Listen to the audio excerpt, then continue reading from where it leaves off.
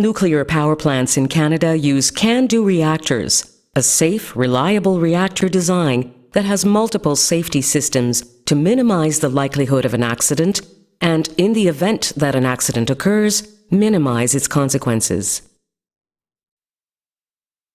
It's important to understand that, however severe an accident, nuclear reactors in this country can safely shut down and contain radioactivity. This video will explain how this works. Nuclear power plants have several safety systems that act as backups to each other. They perform three fundamental safety functions: controlling the reactor and shutting it down, cooling the reactor, and containing radiation. But first, let's look at how a nuclear power plant works. CANDU nuclear reactors produce heat by splitting atoms of natural uranium. This produces heat to convert water into steam, which spins a turbine or generator to make electricity. Once used, the uranium or nuclear fuel is kept in pools for about 6 to 10 years to keep it cool and provide shielding against radiation. Unlike Fukushima, spent fuel pools at CANDU nuclear power plants are constructed in the ground.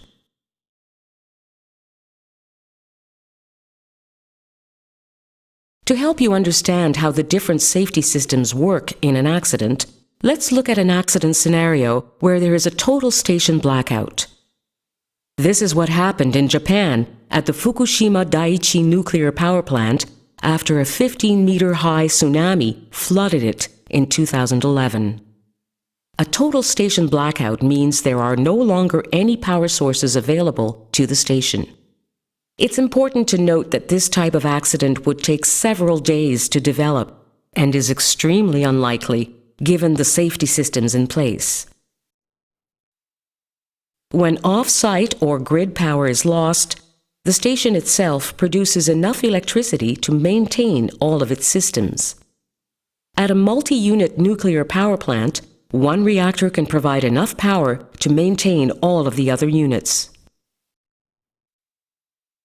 If on-site power is also lost for some reason, shutdown systems are activated automatically and the reactor stops within 2 to 3 seconds. CANDU reactors have two independent, fast-acting shutdown systems that work without power or worker intervention. Even though the reactor is shut down, the fuel inside the reactor continues to produce heat and needs to be cooled. This heat is called decay heat and represents a small fraction of the heat produced during normal operation. To reduce this heat, natural circulation takes over when the pumps that normally push the coolant through the heat transport system lose power and stop working. For natural circulation to continue over time, the steam generators need to be filled with cool water.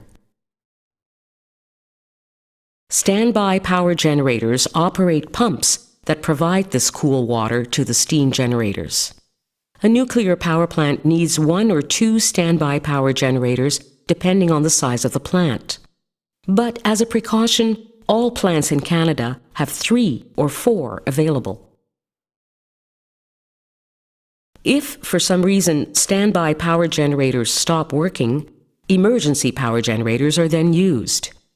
A nuclear power plant requires only 1 emergency power generator to provide enough electricity to power all of the important safety systems. But again, as a precaution, all nuclear power plants have at least 2 emergency power generators on site. At this point, to maintain natural circulation, pressure relief valves on the steam generator system open automatically to remove heat. The steam that is vented into the environment is clean and not radioactive. Water continues to be added in the steam generators by pumps powered by the emergency power generators. Together, the pressure relief valves and the added water maintain natural circulation to safely cool the reactor.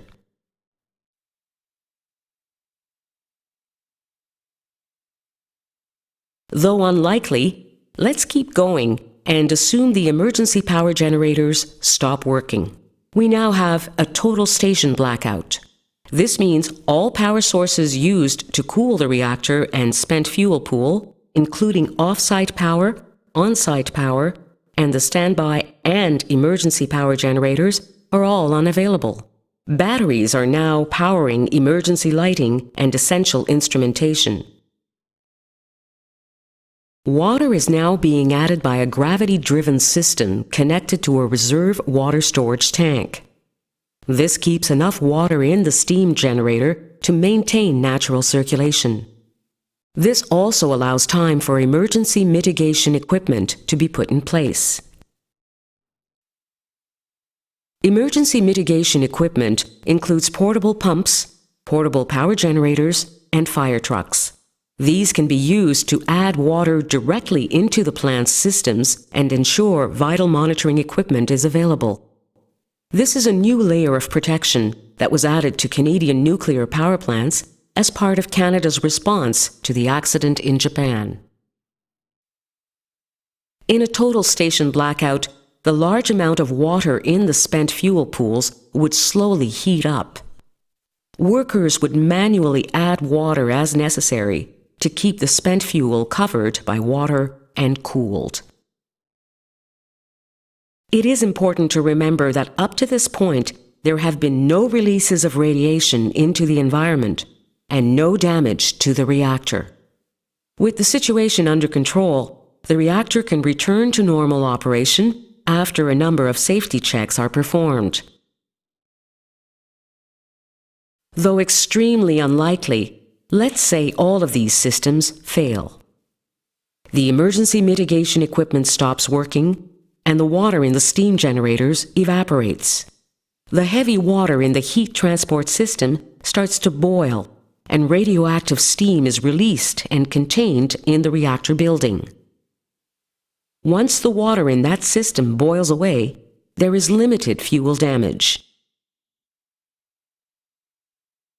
If nothing is done at this point, the 250,000 liters of heavy water inside the calandria starts to heat up. The calandria is what holds the fuel. Supplying water to the calandria using emergency equipment such as fire trucks would stop the accident. Assuming the accident is not stopped, the reactor begins to overheat and the heavy water boils away. Radioactive steam is released automatically into the reactor building. The fuel continues to overheat and the reactor is significantly damaged. At this point, internal pressure inside the reactor building must be lowered. In a single unit station, internal pressure is lowered by spraying water from the dowsing tank. In a multi-unit station, pressure is lowered by releasing steam and hot gases from the reactor building to the vacuum building. The vacuum building is a structure specifically designed to quickly and safely lower pressure inside the reactor buildings. Both systems work without power.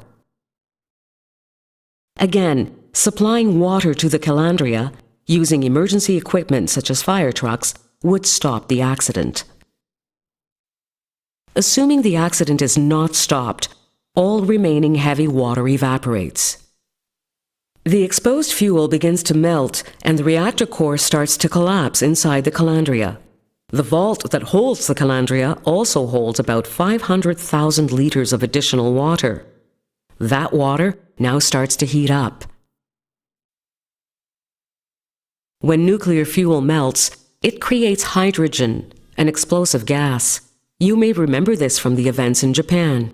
In Canada, special devices that convert the hydrogen to water have been installed at nuclear power plants to reduce the risk of explosion. These devices also work without power. At this point, federal, provincial, and municipal emergency plans have been activated. To protect the public, health officials have evacuated the area to prepare for controlled venting of either the vacuum building or reactor building. Controlled filtered venting lowers the internal pressure and reduces the amount of radiation being let out into the environment. Once again, supplying water to the calandria and vault using emergency equipment such as fire trucks would stop the accident. Assuming the accident is not stopped, all remaining water in the reactor vault would evaporate and the reactor fuel would melt onto a thick concrete slab. In this extremely unlikely but severe scenario, the reactor building would continue to isolate the reactor from the environment and contain radioactivity. After the accident, recovery operations would begin to secure the site for its eventual cleanup and decontamination. The Canadian Nuclear Safety Commission regulates the use of nuclear energy and materials in Canada to protect the health and safety of Canadians and the environment. We ensure every nuclear power plant meets rigorous safety and operation standards to prevent accidents in the first place, and should one occur, minimize its consequences.